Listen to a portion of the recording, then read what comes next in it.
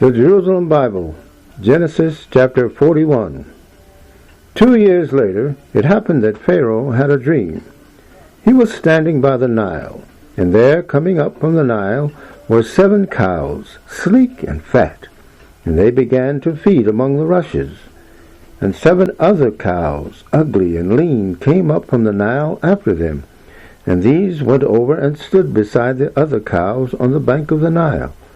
The ugly and lean cows ate the 7 sleek and fat cows. Then Pharaoh awoke. He fell asleep and dreamed a second time. There, growing on one stalk, were 7 ears of corn, full and ripe. And sprouting up after them came 7 ears of corn, meager and scorched by the east wind. The scanty ears of corn swallowed up the 7 full and ripe ears of corn. Then Pharaoh awoke. It was a dream. In the morning, Pharaoh, feeling disturbed, had all the magicians and wise men of Egypt summoned to him. Pharaoh told them his dream, but no one could interpret it for Pharaoh. Then the chief cupbearer addressed Pharaoh. "Today I must recall my offenses." Pharaoh was angry with his servants and put myself and the chief baker under arrest in the house of the commander of the guard. We had a dream on the same night, he and I, and each man's dream had a meaning for himself. There was a young Hebrew with us, one of the slaves belonging to the commander of the guard. We told our dreams to him, and he interpreted them, giving each of us the interpretation of his dream. It turned out just as he interpreted for us. I was restored to my place, but the other man was hanged.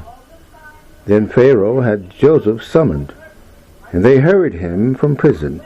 He shaved and changed his clothes and came into Pharaoh's presence. Pharaoh said to Joseph, "I've had a dream which no one can interpret. But I have heard it said of you that you hear a dream and you can interpret it." Joseph answered Pharaoh, "I do not count it. It is God who will interpret the dream for Pharaoh." So Pharaoh told Joseph, "In my dream I was standing on the bank of the Nile, and there were 7 ears, fat and sleek, coming up out of the Nile. And they began to feed among the rushes. And 7 other cows came up after them, starved, ugly, and lean. I have never seen such poor cows in all the land of Egypt. The lean and ugly cows ate up the 7 fat cows. But when they had eaten them up, it was impossible to tell that they had eaten them, for they remained as lean as before. Then I woke up. And then again in my dream, there, growing on one stalk, were 7 ears of corn, beautifully ripe. But sprouting up after them came 7 ears of corn, withered and meager and scorched by the east wind. The shriveled ears of corn swallowed up the 7 ripe ears of corn. I told the magicians this, but no one could tell me the meaning." Joseph told Pharaoh, "Pharaoh's dreams are one and the same. God has revealed to Pharaoh what he is going to do. The 7 fine cows are 7 years, and the 7 ripe ears of corn are 7 years. It is one and the same dream. The 7 gaunt and lean cows coming up after them are 7 years, as are the 7 shriveled ears of corn scorched by the east wind. There will be 7 years of famine. It is as I have told Pharaoh. God has revealed to Pharaoh what he is going to do. 7 years are coming, bringing great plenty to the whole land of Egypt.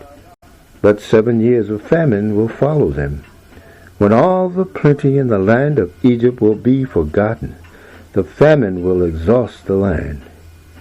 The famine that is to follow will be so very severe that no one will remember what plenty the country enjoyed.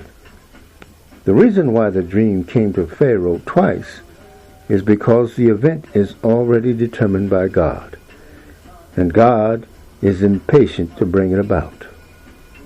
Pharaoh should now choose a man who is intelligent and wise to govern the land of Egypt. Pharaoh should take action and appoint supervisors over the land, and impose a tax of 1/5 on the land of Egypt during the 7 years of plenty. They will collect all food produced during those good years that are coming. They will store the corn in Pharaoh's name, and place the food in the towns and hold it there. This food will serve as a reserve for the land during the 7 years of famine that will afflict the land of Egypt, and so the land will not be destroyed by the famine. Pharaoh and all his ministers approved of what he had said. Then Pharaoh asked his ministers, "Can we find any other man like this, possessing the Spirit of God?" So Pharaoh said to Joseph, "Seeing that God has given you knowledge of all this, there can be no one as intelligent and as wise as you. You shall be my counselor, and all my people shall respect your orders. Only this throne shall set me above you." Pharaoh said to Joseph, "I hereby make you governor of the whole land of Egypt." Pharaoh took the ring from his hand and put it on Joseph's. He clothed him in fine linen and put a gold chain round his neck. He made him ride in the best chariot he had after his own, and they cried before him, "Arek," that is the way he was made governor of the whole land of Egypt. Pharaoh said to Joseph, "I am Pharaoh. Without your permission, no one is to move hand or foot throughout the whole land of Egypt." Pharaoh named Joseph Zaphenath-Paneah, and gave him Asenath, the daughter of Potiphar, priest of On, for his wife. Joseph traveled through the land of Egypt. Joseph was 30 years old when he appeared before Pharaoh, king of Egypt. After leaving Pharaoh's presence, Joseph went through the whole land of Egypt. During the 7 years of plenty, the soil yielded generously. He collected all the food of the 7 years when there was an abundance in the land of Egypt, and allotted food to the towns, placing in each the food from the surrounding countryside. Joseph stored the corn like the sand of the sea, so much that they stopped reckoning, such it was beyond all estimating. Before the year of famine came, 2 sons were born to Joseph. Asenath, the daughter of Potiphar, priest of On, bore him these. Joseph named the firstborn Manasseh, because, he said, "God has made me forget all my suffering and all my father's household." He named the second Ephraim, because, he said, "God has made me fruitful in the country of my misfortune." Then the 7 years of plenty that had been in the land of Egypt came to an end. The 7 years of famine began to come as Joseph had said. There was famine in every country, but there was bread to be had throughout the land of Egypt. When the whole country began to feel the famine, the people cried out to Pharaoh for bread. But Pharaoh told all the Egyptians, "Go to Joseph and do what he tells you." There was famine all over the world. When Joseph opened all the granaries and sold grain to the Egyptians, the famine grew worse in the land of Egypt. People came to Egypt from all over the world to buy grain from Joseph, for the famine had grown severe throughout the world. The Jerusalem Bible, Genesis chapter 42. Jacob, seeing that there was grain for sale in Egypt, said to his sons, "Why do you stand looking at one another? I hear," he said, "there is grain for sale in Egypt. Go down and buy grain for us there, that we may survive and not die." So 10 of Joseph's brothers went down to buy grain in Egypt. But Jacob did not send Joseph's brothers, Benjamin, with his brothers. "Nothing must happen to him," he said. Israel's sons, with others making the journey, went to buy grain, for there was famine in the land of Canaan. It was Joseph, as the man in authority over the country, who sold the grain to all comers. So Joseph's brothers went and bowed down before him, their faces touching the ground. When Joseph saw his brothers, he recognized them, but he did not make himself known to them, and he spoke harshly to them. "Where have you come from?" he asked. "From the land of Canaan to buy food," they replied. So Joseph recognized his brothers, but they did not recognize him. Joseph remembered the dreams he had about them, said to them, "You are spies. You have come to discover the country's weak points." "No, my lord," they told him. "Your servants have come to buy food. We are all sons of the same man. We are honest men. Your servants are not spies." "Not so," he replied. "It is the country's weak points you have come to discover." "Your servants are 12 brothers," they said, "sons of the same man, from the land of Canaan. The youngest, we should explain, is at present with our father, and the other one is no more."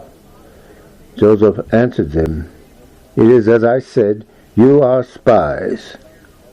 This is a test you are to undergo.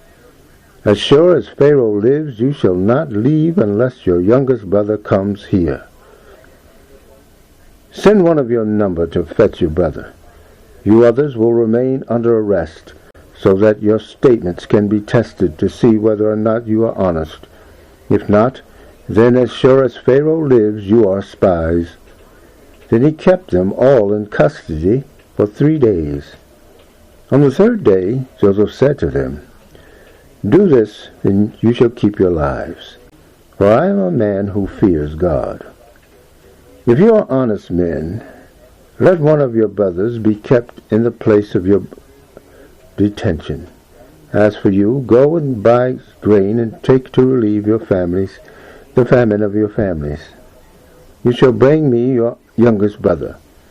This way your words will be proved true, and you will not have to die." This they did.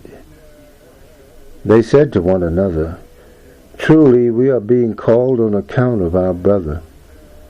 We saw his misery of soul when he begged our mercy, but we did not listen to him, and now this misery has come home to us." Reuben answered them, "Did I not tell you not to wrong the boy? But you did not listen, and now we are brought to account for his blood." They did not know that Joseph understood, because there was an interpreter between them. He left them and wept. Then he went back to them and spoke to them.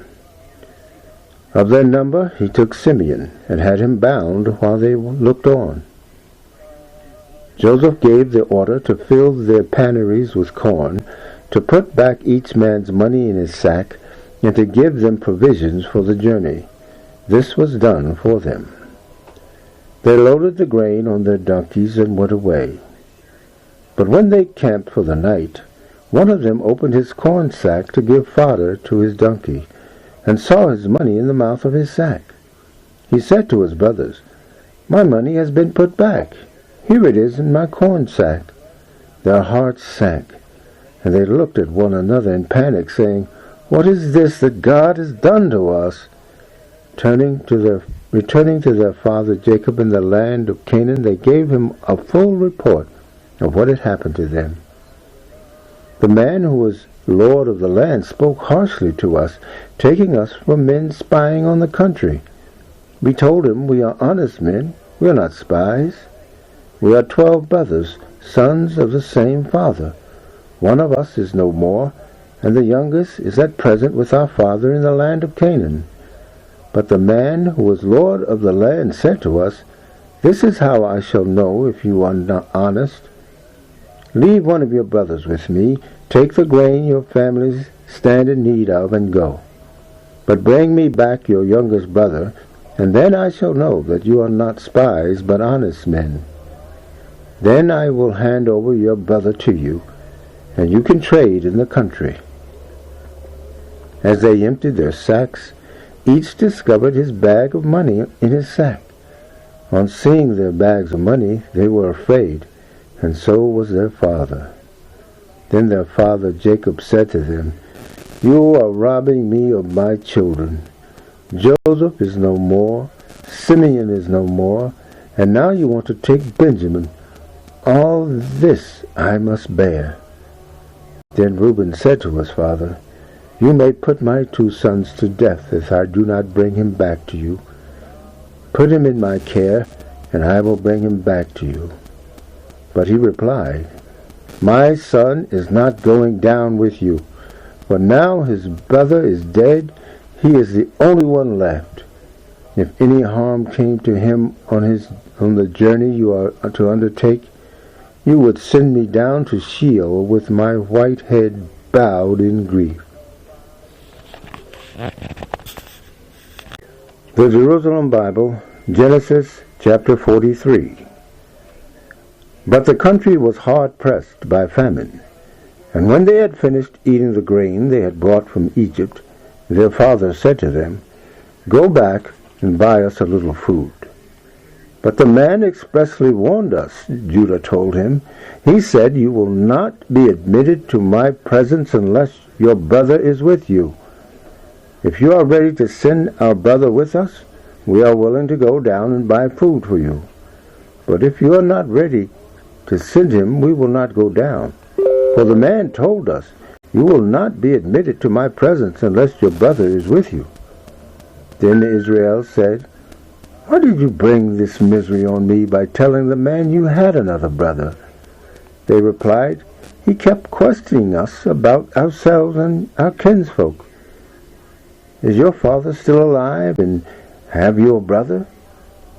That is why we told him. How could we know he was going to say, 'Bring your brother down here'?" Judah said to his father Israel, "Send the boy with me. Let us start off and go, so that we may save our lives and not die, we, you, and your dependents.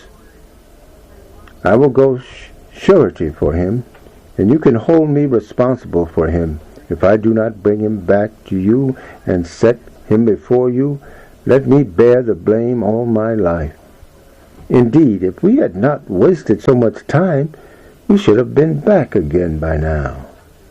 Then their father Israel said to them, "If it must be so, then do this. Take some of the land's finest products in your panaries, and carry them down to the man as a gift: a little balsam, a little honey, gum, tabernath, resin, pistachio nuts, and almonds.